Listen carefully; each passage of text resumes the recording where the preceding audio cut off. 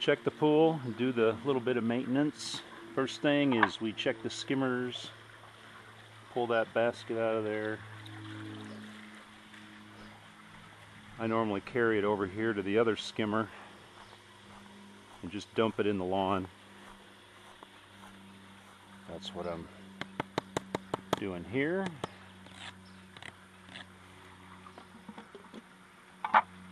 Bugs. June bugs this time of year. Tap those guys out. Got a little dog hair in there this time from Bailey being in the water.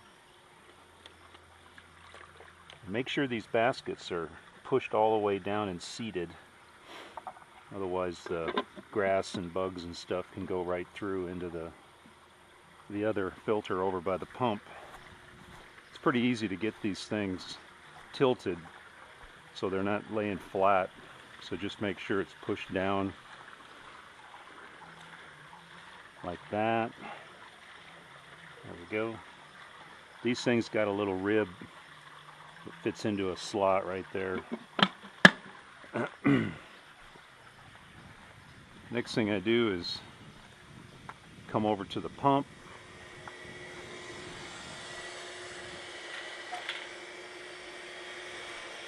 If the pool's running, I turn it off, which is easy to do. This is the main pump on the left, so I just turned it off. And then I check this filter right here, which you kind of have to bump this. Just give it a pop. And there's a basket in here. And I normally just take this over to the fence and give it a few taps. Get all that grass and junk out of there. Doesn't have to be perfect. We're just getting the big stuff out. Clean off that filter. That's pretty good. Like I said, doesn't have to be perfect. You can hear the water draining back. Don't worry about that. Make sure this filter is setting flat in there.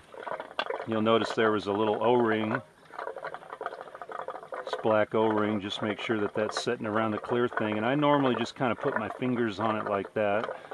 Turn it over and just kind of gently wiggle it in. Make sure that that's setting flat and the gasket is not bound up or twisted. And then just give this a little pop like that, and that's tight. Next thing check is the chlorinator. That's this guy. Now this is hard to get off. Don't break it down here by pulling on it. You just want to twist this cap off gently like that. The reason it's hard is because it's got a metal or a rubber ring in here and it gets a little sticky. Looks like we've got 2 small pieces of tablet in there, so I'm going to go ahead and drop a couple more in. And we keep all that stuff in this bin. We'll use this in a minute. Just twist this lid off.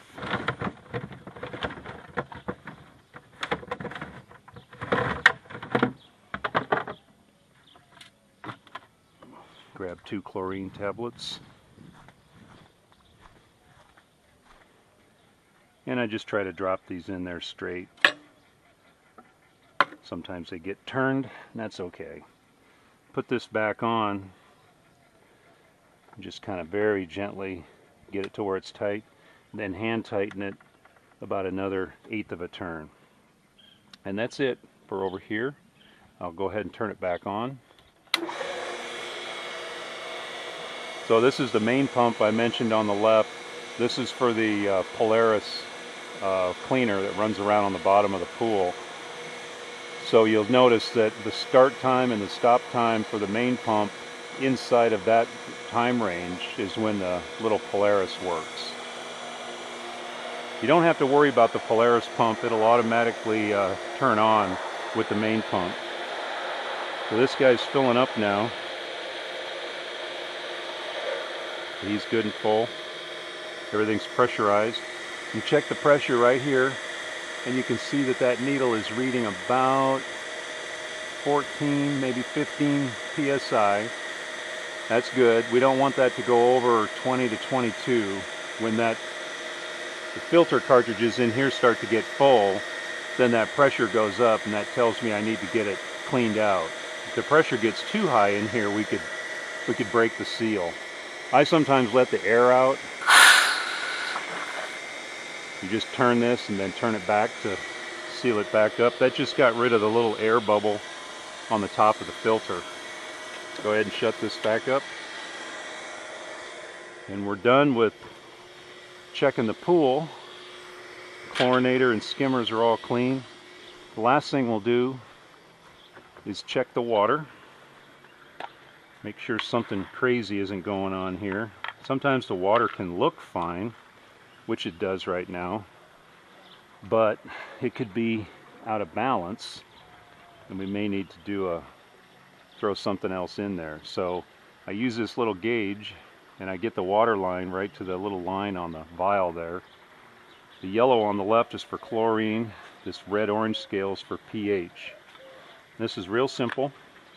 Let's use the yellow bottle, and we're going to drip 5 drops in here. 1, 2, 3, 4, 5. And we use a little red bottle and drip 5 drops on the right side. Here's 1, 2, 3, 4, 5. And put this little cap on, turn it over and back 2 or 3 times. I usually hold it up to the light. You can see that we're in the, probably up here around 7.8. You want to be right in the middle. That's not too bad, not really worth worrying about. The chlorine is a little high though. Again, that's not too bad, but since I just put 2 full tablets and I had 2 partial tablets in there, I'm going to go back over to the chlorinator and turn that down just a little bit. So let's do that real quick. So you adjust the amount of chlorine by the number of tablets that's in the feeder, as well as that little control on the back side of it. So the more tablets you have in there, the more chlorine that's going to go in the water, and the speed at which the water is running through the chlorinator is controlled by this control.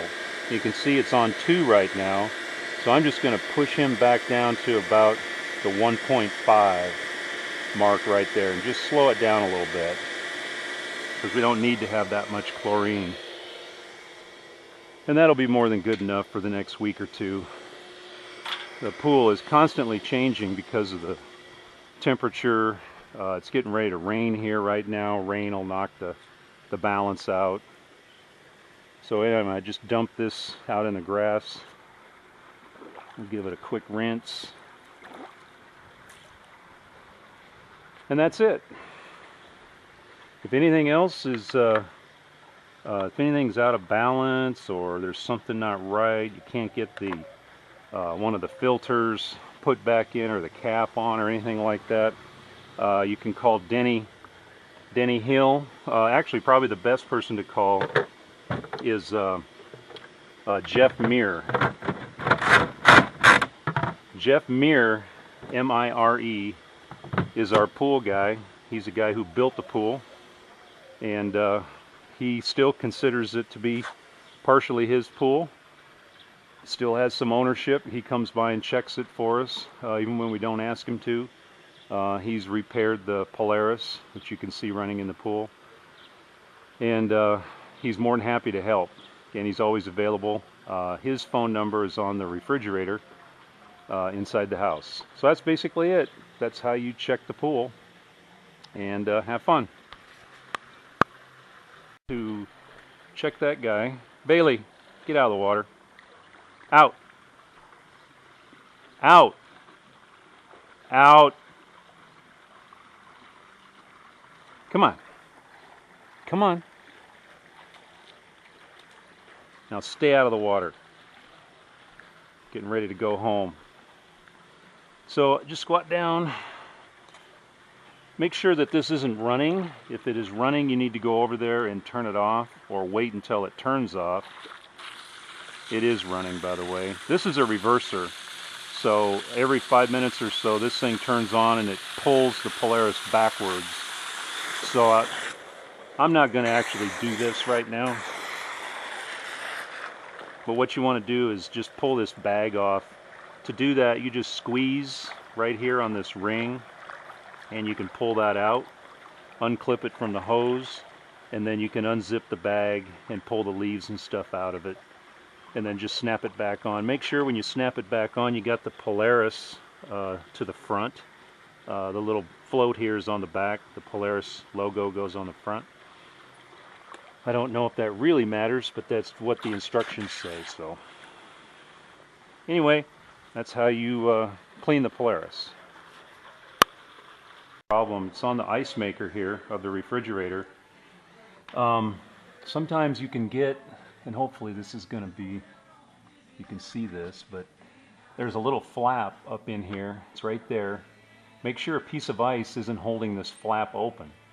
If it's open and there's a piece of ice stuck in there, then it'll just sit there and drip, and all the ice that's in the basket will melt, and it'll just come out here and fall on the floor. We had a puddle of water yesterday, and we figured out that what was going on. We had a little piece of ice up in there. I'll just pull these glasses off real quick and point them up in there.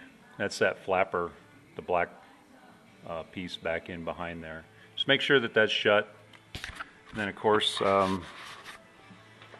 before you go, always turn the ice maker off. Just flip that forward. When you get here, turn it on, and then you'll have ice.